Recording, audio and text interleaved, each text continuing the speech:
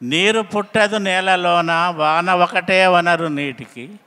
అందుచే రైతన్నలందరూ ముందుగా సంసిద్ధులయ్యి, తమ పొలంబుల తరచి చూచి, ఎత్తు పల్లము వాలు నెరిగి, వాలు కడ్డము కందకాలను వరుసలు వరుసలుగా తొమ్మి, వాన నీటిని అదిమి పట్టుడి, కరువుని ఇంకా తరిమిగొట్టుడి. వాన నీటిని అదిమి పెడితే మీ కరువు అనేది సమస్యనే ఉండదు. విన్నారా? అంటే 70% నీరు వృధాగా పోతుంది.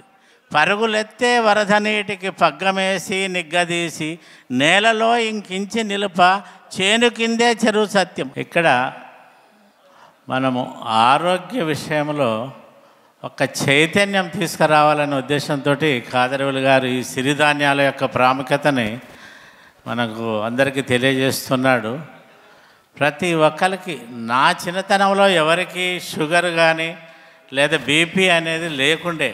మరి కాలక్రమేణా ఏ విధంగానైతే ఆహారంలో మార్పు వస్తున్నదో, ఏ విధంగా మనం చేసే పనులలో మార్పు వస్తున్నదో, దాని ప్రకారంగా ఇటువంటి రోగాలన్నీ, లేనిపోని రోగాలన్నీ పుట్టుకొని వచ్చి ఆరోగ్యము చాలామంది ఆరోగ్యము అస్తవ్యస్తమైపోతున్నది ఈ దేశంలో.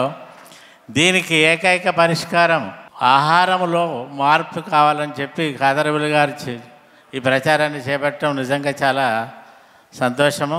దీనివల్ల, ఈ సిరిధాన్యాల వల్ల ముఖ్యంగా మనకు తక్కువ పెట్టుబడితోటి, తక్కువ నీటి వసతితోటి కూడా మనకు ఆరోగ్యవంతమైన పంట పండించుకుంటాను రైతులు బాగుపడే అవకాశం ఉంది. కాబట్టి నిజంగా దీని గురించి రైతులు కూడా ఆలోచించాలి.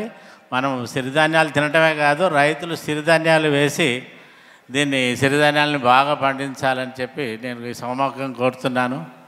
అయితే ఇంకొక విషయం ఏంటంటే, ముఖ్యంగా ఇప్పుడు చెప్పేది, రైతులు వరి పంట పండించి విపరీతంగా నీటిని దుర్వినియోగం చేస్తున్నారు.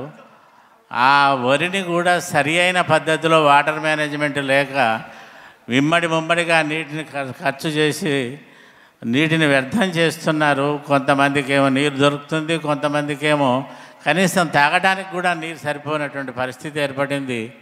ఈ పరిస్థితిలో మనకు ఆధారం ఒక వర్షమే కాబట్టి ఆ వర్షం నీటిని సరిగ్గా దాచుకొని దాన్ని సరిగ్గా సద్వినియోగం చేసుకోవాల్సిన అవసరం ప్రతి రైతు మీద ఉన్నది.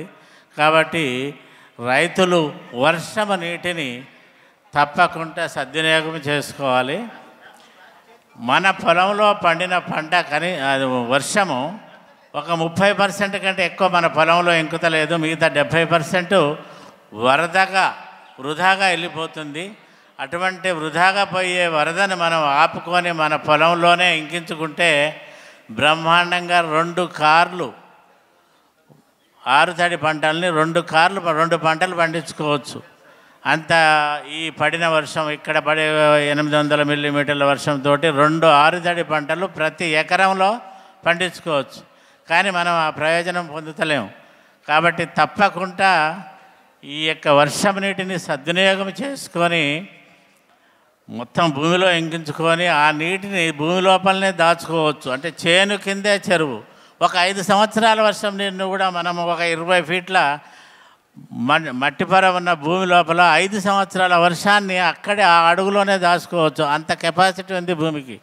కాబట్టి ఆ భూమాత యొక్క కెపాసిటీని మనం సద్వినియోగం చేసుకొని నీటిని దాచుకొని బాగుపడాల్సిన అవసరం ఎంతైనా ఉన్నది. వీటికి మా తెలంగాణ రిటైర్డ్ ఇంజనీర్స్ ఫోరం తరఫున మేము ఈ వర్షం నీటిని సంరక్షణ చేసే పద్ధతులు చేపట్టాము. అందులో ముఖ్యంగా కందకాల త్రవ్వటం, ప్రతి పొలంలో వాలుకు అడ్డంగా కందకం తవ్వటం చేసి ఆ యొక్క కందకాలు తవ్విస్తున్నాము. దానివల్ల చాలామంది వేలాది రైతులు బాగుపడ్డారు. ఇదివరకు ఎండిపోయిన తోటలు అన్నీ కూడా ఇప్పుడు నీటి కటకట లేకుండా బాగా నడుస్తున్నాయి. కాబట్టి ఇది చేసుకోవాల్సిన అవసరం ఎంతో ఉన్నది. ఇంకొకటి క్లుప్తంగా చెప్పాలంటే, చెరువు కోసం వేరే భూమి వ్యర్థం చేయాల్సిన అవసరం లేదు. 5 సంవత్సరాలు, 6 సంవత్సరాలు, 10 సంవత్సరాల వర్షాన్ని కూడా మన చేను కిందనే దాచుకోవచ్చు. అంత కెపాసిటీ ఉంది.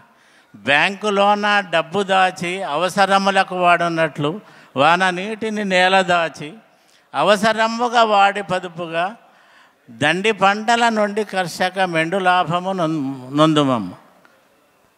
ఎవరు వస్తారు ఏమో చేస్తారు అనుచు చూడ ఆత్మవంచన, తమ ప్రయత్నమే తనకు రక్ష, జగతికే శ్రీరామ రక్ష. రైతు యొక్క తన ప్రయత్నంతో ఈ విధంగా పంటలు పండించి వర్షం నీటిని సంరక్షణ చేసుకొని పంటలు పండిస్తే జగతికే అతడు రైతు రక్షకుడు అవుతాడు.